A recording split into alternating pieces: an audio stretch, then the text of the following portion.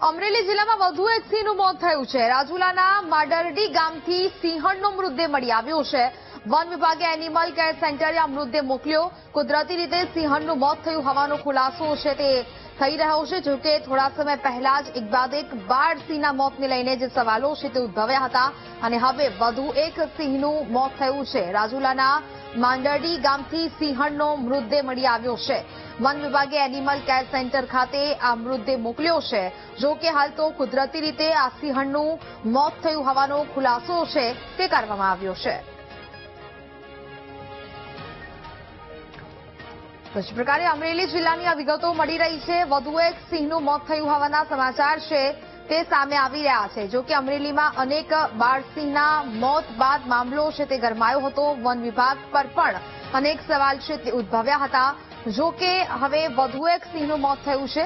રાજુલાના માંડરડી ગામથી સિંહણનો મૃતદેહ મળી આવ્યો છે। વન વિભાગે હાલ તો એનિમલ કેર સેન્ટર ખાતે આ સિંહણનો મૃતદેહ મોકલ્યો છે। કુદરતી રીતે સિંહણનું મોત થયું હોવાનો ખુલાસો છે તે થવા પામ્યો છે। જોકે હાલ તો આ સમગ્ર મામલો છે તે સામે આવ્યો। અમરેલી જિલ્લામાં વધુ એક સિંહનું મોત થયું। જોકે આ પહેલા અમરેલી ખાતે જ અનેક બાળસિંહના મૃત્યુના સમાચાર છે તે પણ આવ્યા અને જેને જ લઈને અનેક સવાલો છે તે ઉદ્ભવ્યા હતા। સંવાદદાતા દિલીપ ફોનલાઈન પર જોડાયા છે। દિલીપ, અમરેલી જિલ્લામાં વધુ એક સિંહનું મોત થયું છે, શું વિગત? જી દિલીપ।